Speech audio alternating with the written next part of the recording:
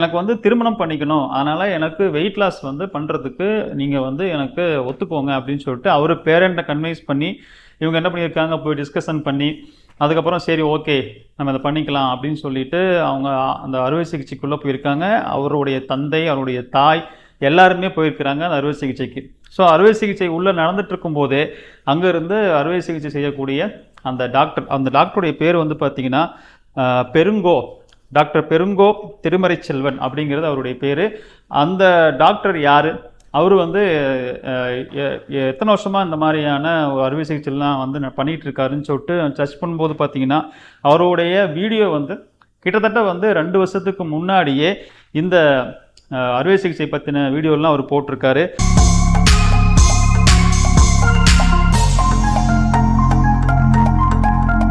So அந்த அறுவை சிகிச்சைக்கான பேர் பார்த்தீங்கன்னா பேரியாட்ரிக் சர்ஜன் அப்படின்னு சொல்லிட்டு, இந்த பேரியாட்ரிக் சர்ஜன் அப்படிங்கிற ஒரு முறையை பின்பற்றி அவர் வந்து வெயிட் லாஸ் பண்ணுறதுக்கு உண்டான நிறைய வந்து ட்ரீட்மெண்ட் கொடுக்குறாரு அப்படின்னு சொல்லிட்டு அவரை ஒரு ஃபேமஸான நிறையா யூடியூப் சேனலில் அவருடைய இன்டர்வியூலாம் பார்க்க முடிஞ்சது. அந்த இன்டர்வியூலாம் கேட்கும்போது நமக்கே கூட வந்து இப்படியெல்லாம் வந்து ஒரு டெக்னாலஜி இருக்கிறது ரொம்ப நல்லது தான் அப்படின்னு சொல்லிட்டு நமக்கே கூட என்ன தோணுது அப்படின்னா, ஓகே இப்படி ஒரு விஷயம் வந்திருக்கோ அப்படின்னு ஒரு ஆச்சரியம் வந்து ஆச்சரியப்படுற அளவுக்கு நமக்கு வைக்கிது. அதில் என்னென்ன விஷயம் அவர் சொல்கிறாரு அப்படின்னு பார்த்தா, இந்த அறுவை சிகிச்சை மூலியமாக நம்ம வந்து ட்ரீட்மெண்ட் எடுத்துக்கிட்டோம் அப்படின்னா சுகர் அப்போ இருந்தே அந்த ஸ்பாட்ல இருந்து என்ன ஆயிடும், சுகர் வந்து நார்மலுக்கு வந்துடும். சுகர் பிரச்சனையும் அவங்களுக்கு இருக்காது. சுகரை பற்றி அவங்க என்ன பண்ண வேண்டியதில்லை, பயப்பட வேண்டியதில்லை. உடல் வந்து அவங்களுக்கு இப்போ நமக்கு வந்து உடல் பருமன் போகிறதுக்கு உண்டான காரணம் என்ன, நிறையா நமக்கு சாப்பிடணும் அப்படின்னு சொல்லிட்டு அவங்களுக்கு பசிக்கும். உடம்பு வந்து ஓரளவுக்கு இந்த பசி அதிகமாக தூண்டுறவங்களுக்கு தான் இந்த உடல் பருமன் இருக்கும். அப்போ நிறைய இன்னும் சாப்பிடணும் ஏதாவது ஒன்று அவங்க வந்து சாப்பிட்டே இருப்பாங்க. அதாவது நம்ம சாப்பிட்ட சாப்பாடு, போன வேலையில் சாப்பிட்ட சாப்பாடு ஜீரணம் ஆயிடுச்சா அப்படின்னு பார்த்துட்டு நம்ம இந்த வேலைக்கு சாப்பிடணும் அப்படிங்கிறது தான் நம்ம வந்து திருவள்ளுவர் உட்பட நம்ம அவையார் உட்படலாம் சொல்கிறாங்க. அதாவது பசித்து புசி அப்படிங்கிற மாதிரிலாம் சொல்கிறாங்க. ஆனால் யாரும் பசித்து சாப்பிட்றது இல்லை. ஒரு ஸ்மெல் பார்த்தா, இங்கேயே சமைக்கிற ஸ்மெல்லோ ஏதாவது ஒரு சாப்பிட்ற பொருளுடைய ஸ்மெல் வந்தால் உடனே சாப்பிடணும்னு தோணும், அதை வச்சு சாப்பிட்றாங்க. அப்புறம் இந்த மாதிரி உடல் பருமன் அதிகமாக போடுற கேஸ் பெரும்பாலும் பார்த்தீங்க அப்படின்னா அவங்க நிறைய ஏதோ ஒன்று சாப்பிட்டுட்டே இருக்கணும், அதிகப்படியான வந்து அவங்களுக்கு உணவு எடுத்துக்கணும் அப்படிங்கிற உள்ள வந்து ஒரு பசி எடுத்துக்கிட்டே இருக்கும். இதோடைய விளைவு தான் அவங்க நிறையா வந்து உணவு எடுத்துட்டு அவங்க ஒபிசிட்டி ஆயிடுறாங்க. அதுக்கப்புறம் இந்த மாதிரியான சிரமப்படுறாங்க. ஸோ இந்த அறுவை சிகிச்சை மூலிமா என்ன பண்ணுறோம் அப்படின்னா வந்து சிறுகுடலில் சம்திங் வந்து ட்ரீட்மெண்ட் பண்ணுவோம். அது என்ன அப்படின்னா, நம்ம வந்து நம்ம ஒரு துணி எப்படி தைக்கிறோம், நம்ம வந்து ஒரு ட்ரெஸ் எடுத்துகிறோம், நமக்கு அளந்து நம்ம துணியை வந்து ஸ்டிச் பண்ணுறோம்.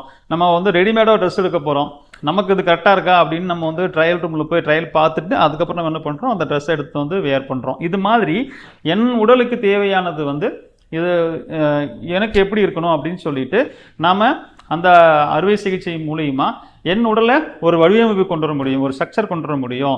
அது வந்து அறுவை சிகிச்சைன்னா அப்படியே நம்ம வயிற்று அப்படி கிழிச்சு உள்ளே போயிட்டு நம்ம பண்ணுற அறுவை சிகிச்சை கிடையாது. 2 ஹோல்ஸ் போடுவோம். அந்த 2 ஹோல்ஸ் மூலிமா அவங்களுக்கு வந்து இந்த எண்டோஸ்கோப்பிலாம் பார்ப்பாங்க இல்லையா, அது மாதிரி 2 ஹோல்ஸ் போட்டு அவங்களுக்கு உள்ள வந்து சில ஹார்மோன்ஸில் அதை என்ன சொல்கிறது, அதாவது பசியை தூண்டக்கூடிய அந்த மாதிரியான விஷயத்தெல்லாம் கண்ட்ரோல் பண்ணுற மாதிரியான சில ட்ரீட்மெண்ட் தான் இருக்கும். இது உடனே இந்த ட்ரீட்மெண்ட்டு, இந்த அறுவை சிகிச்சை பண்ண உடனே இன்னைக்கு பண்ணுறோம், அடுத்த வாரம் இல்லை அடுத்த மாதமே அப்படியே ஸ்லிம் ஆயிடுவாங்கன்னா அப்படி கிடையாது. எப்படி நம்ம மெல்ல மெல்ல இந்த உடம்பை வந்து ஒபிசிட்டி ஆச்சோ, எப்படி ஓவர் வெயிட் ஆச்சோ, அதே மாதிரி மெல்ல மெல்ல என்ன ஆகிடும், உங்களுக்கு வந்து அப்படியே நார்மல் ஆகி, அதாவது ஒபிசிட்டி குறைஞ்சி நீங்கள் ஸ்லிம் ஆகிடுவீங்க. அப்புறம் உங்களுக்கு அந்த ஸ்ட்ரக்சர் எல்லாமே கூட அதில் கொண்டு வரலாம். இந்த ட்ரீட்மெண்ட்டை, அதாவது இந்த அறுவை சிகிச்சை வந்து பண்ணிக்கிட்ட எல்லாரும் யாருன்னு பார்த்தீங்கன்னா பெரும்பாலும் செலிபிரிட்டி தான் இருக்கிறாங்க. ஸோ செலிபிரிட்டி நிறையா பேர் இந்த அறுவை சிகிச்சை நான் சொல்கிறேன் இல்லைங்களா, பேரியாட்ரிக் அந்த சர்ஜன் வந்து நிறையா பேர் வந்து செஞ்சுருக்கிறாங்க. ஆனால் இது செலிபிரிட்டி மட்டும்தான் பண்ணிக்க முடியுமா, நம்மளை மாதிரியான ஒரு நடுத்தர குடும்பத்தில் உள்ளவங்களும் அது பண்ணிக்க முடியாதுன்னா அப்படிலாம் கிடையாது. இது அவ்வளோ பெரிய ஒரு செலவினமும் கிடையாது, எல்லாருமே பண்ணிக்க முடியும் அப்படின்னு சொல்லிட்டு அவரு நிறையா வீடியோ வந்து யூடியூப்பில் பார்க்க முடியுது. நான் முதலே சொன்ன மாதிரி 2 வருடத்துக்கு முன்னாடியே இந்த ஃபேமஸான ஒரு யூடியூப் சேனல்லாம் இருந்து அவங்க வந்து வீடியோ அவரை இன்டர்வியூ பண்ணி போட்டிருக்காங்க. ஸோ இப்போது அந்த ட்ரீட்மெண்ட்டை எடுத்துக்கிட்டு ஒருத்தர் வந்து இறந்துருக்காரு. நான் முதல் சொன்ன மாதிரி ஆப்ரேஷன் ரூமில் உள்ள அறுவை சிகிச்சை நடந்துகிட்ருக்கு. வெளியே அவங்க அம்மா, இறந்தவருடைய இந்த ஹேமச்சந்திரன் அவருடைய அம்மா வந்து வெளியே உட்காந்துட்டு இருக்கிறாங்க. அங்கேருந்து டாக்டர் வந்து ரத்தத்தோட உடம்புல வந்து ரத்த கரையோட ஓடி வந்து அவர் ஒரு அப்பாவை கூப்பிடுங்க அப்படின்னு சொல்கிறாரு. அவங்க வெளியே இருந்தார். அப்போ நான் வர சொல்லி அவர்கிட்ட பேசினாங்க. இந்த மாதிரி இவருக்கு வந்து ட்ரீட்மெண்ட் பண்ண ஹார்ட் வந்து செயல்படலை, ஹார்ட் ஒர்க் ஆகலை, அதனால் இங்கேருந்து இன்னொரு ஹாஸ்பிட்டலுக்கு கூட்டிகிட்டு போகணும் வாங்க அப்படின்னு சொல்லிட்டு ஒன்று ஆம்புலன்ஸ் எடுத்து இன்னொரு ஹாஸ்பிட்டலுக்கு அவரை கூட்டிகிட்டு போனதாகவும், அந்த ஹாஸ்பிட்டலில் போகும்போது அவங்க வந்து ட்ரீட்மெண்ட்டுக்கெல்லாம் பார்த்துட்டு செக் பண்ணிவிட்டு பேசிக்காக ஒரு துள்ள போன எல்லாம் செக்அப் பண்ணுவாங்க இல்லையா, எல்லா டெஸ்ட்டும் எடுத்து பார்த்துட்டு இவருடைய பிரெயின் வந்து டெத் ஆயிடுச்சு அப்படின்னு சொல்லிட்டு அவங்க வந்து தகவல் சொல்ல வராங்க. இந்த டாக்டர் அவர் உள்ளே போய் என்ன பண்ணுறாரு அப்படின்னா, இந்த பெருங்கோ இருக்கார் இல்லையா, டாக்டர் பெருங்கோ, அவர் வந்து என்ன பண்ணுறாரு, அந்த ஹாஸ்பிட்டல் டாக்டர்கிட்ட போய் உள்ள கிட்டத்தட்ட 1/2 hour பேசுகிறார். இவரு இப்போ உயிருக்கு போராடிட்டு இருக்க நிலைமையில் இருக்கிறாரு. ஆனால் அந்த சுச்சுவேஷனில் இந்த என்ன ட்ரீட்மெண்ட்டு என்ன பண்ணலாம் அப்படிங்கிறத பற்றி பார்க்காம அவர்கிட்ட போய் உள்ளே போய் 1/2 hour டிஸ்கஷன் பண்ணுறாரு. 1/2 hour டிஸ்கஷன் பண்ணிவிட்டு இப்போது அந்த டாக்டரை வந்து இவர் இப்படி சொல்லுங்க அப்படின்னு சொல்லி கூட்டிகிட்டு வந்ததாக அந்த ஹேமச்சந்திரனுடைய அம்மா வந்து சொல்கிறாங்க. அந்த மருத்துவமனை இவர் என்ன சொல்கிறாரு, நம்ம டாக்டர் பெருங்கோ என்ன சொல்கிறாருன்னா, இல்லை அவர் நல்லா இருக்காரு, அவருடைய இப்போது ஹார்ட்டில் நல்லா வந்து இப்போ இம்ப்ரூவ்மெண்ட் ஆகிருக்கு, அவருடைய பாடி வந்து உடல்நலம் வந்து இம்ப்ரூவ்மெண்ட் ஆகிருக்கு, ஒன்றும் பிரச்சனை இல்லை அப்படின்னு சொல்லிட்டு இவர் சொல்கிறாரு. ஆனால் இவர் எந்த மருத்துவமனையில் கூட்டிகிட்டு போனாரோ அந்த மருத்துவமனையில் உள்ள டாக்டருங்க வந்து இவங்க கேட்குறாங்க, சொல்லுங்க என்னாச்சு என் பையனுக்கு எப்படி இருக்கான்னு கேட்குறாங்க. அந்த மருத்துவர் வந்து அழுகுறாங்க. அது ஒரு லேடி மருத்துவர் என்ன பண்ணுறாங்க, அழுகுறாங்க. இவங்களுக்கு சரியான பதில் கொடுக்க மாட்டேங்கிறாங்க. உங்கள் பையனை பற்றி நான் என்ன சொல்கிறதுன்னு எனக்கு தெரியலம்மா அப்படின்னு சொல்லிட்டு அவங்க அழுகுறாங்க. ஆனால் இவருடைய ஹெல்த் கண்டிஷனில் இம்ப்ரூவ்மெண்ட் இருக்குது, ஒன்றும் பயப்படாதீங்கன்னு சொல்கிறாங்க.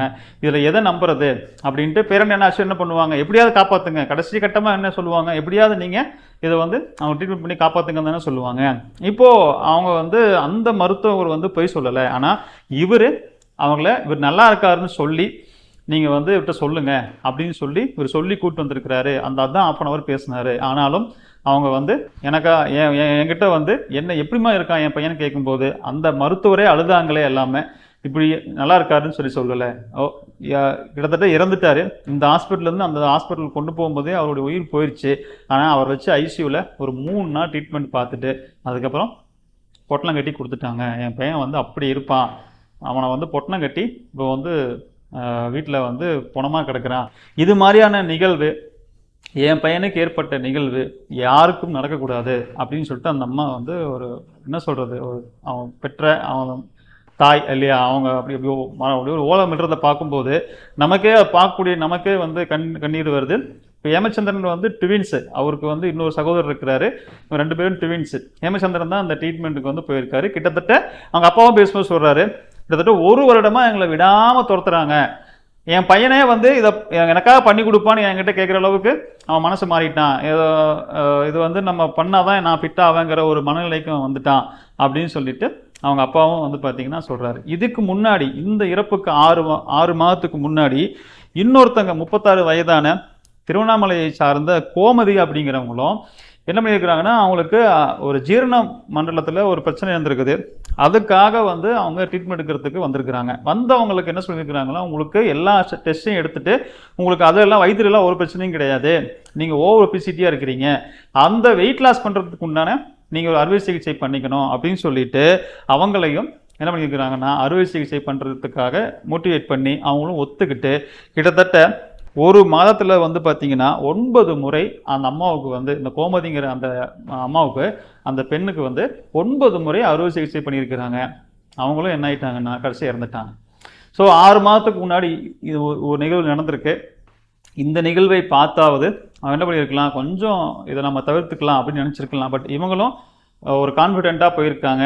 ஏன்னா நிறையா நம்ம யூடியூப்பில் போய் பார்த்தோம்னா நிறையா வீடியோ பார்க்க முடியுது. இவரது மட்டும் கிடையாது, மற்றவங்களுடைய வீடியோவும் நம்ம பார்க்க முடியுது. ஸோ இது எந்த அளவுக்கு வந்து நமக்கு இந்த மாதிரியான ட்ரீட்மெண்ட் எல்லாம் கை கொடுக்குன்னு தெரியல. அந்த மருத்துவரே சொல்கிறாரு, எல்லாருக்கும் ஒரு காமன் ட்ரீட்மெண்ட் இதில் பண்ண முடியாது, எல்லாத்துக்கும் ஒரே ட்ரீட்மெண்ட் பொருந்தாது, ஒவ்வொருத்தங்களுக்கும் ஒவ்வொரு பாடி கண்டிஷனை பொறுத்து தான் நம்ம ட்ரீட்மெண்ட் பண்ண முடியும் அப்படின்னு சொல்கிறாரு. அப்போது அந்த மருத்துவர் ட்ரீட்மெண்ட் அதாவது அறுவை சிகிச்சை செய்யவே இருந்திருக்காருன்னா முன்னாடியே அவருக்கு எடுக்க வேண்டிய டெஸ்ட் எல்லாம் எடுத்து அவர் உடல்நலம் எப்படி இருக்கு என்ன இதெல்லாம் ஆராய்ச்சி பண்ணாரான்னு தெரியல.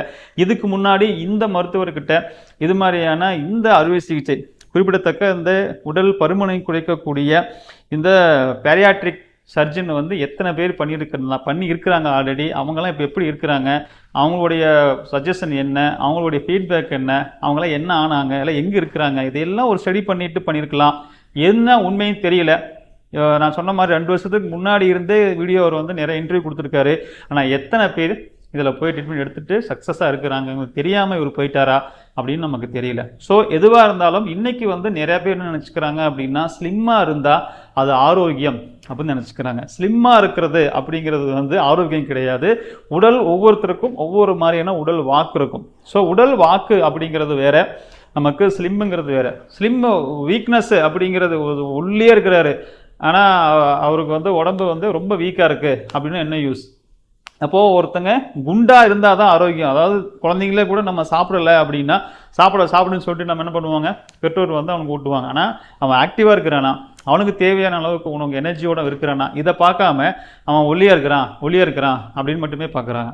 அதுவும் நம்ம வந்து சொல்ல முடியாது, அது தவறான ஒன்று. அதே மாதிரி ஒருத்தங்க பாடியோடைய வயசாக எல்லாருக்குமே பாடியோடைய ஸ்ட்ரக்சர் வந்து மாறும். எல்லாருக்குமே ஒரே மாதிரியான உடல் வாக்கு இருக்காது. நமக்கு வாத உடம்பு, பித்த உடம்பு, கப உடம்புலாம் இருக்குது. அப்போ ஒவ்வொரு உடம்புக்கும் ஒவ்வொரு மாதிரியான தன்மை இருக்கும். நம்ம பெற்றோருடைய ஜீன் என்ன, அவங்களுடைய முன்னோர்கள் ஜீன் என்ன, இதெல்லாம் வைத்து தான் ஒரு உடல் வாக்கு அப்படிங்கிறது வரும். ஏன்னா ஒரு அப்பா அம்மா இருக்கிறாங்கன்னா, அப்பா அம்மா திருமணம் ஆகிறதுக்கு முன்னாடி அவங்க ஒரு வேறு ஃபேமிலி, இவங்க ஒரு வேறு ஃபேமிலி இல்லையா? அதே மாதிரி நம்ம ஒரு செயின் எடுத்துகிட்டு போனோம் அப்படின்னா, ஒரு அப்பா அம்மாவுக்கும், அதாவது ஒரு பேரண்ட்டுக்கு அவங்களுடைய அம்மாவுடைய ஃபேமிலி இருக்கும், அப்பாவுடைய ஃபேமிலி இருக்கும். அப்படியே எடுத்துகிட்டே போனோம்னா எங்கே முதல்ல ஒரு மனித இனம் உருவாச்சோ அங்கிருந்து அது தொடரும் இல்லையா?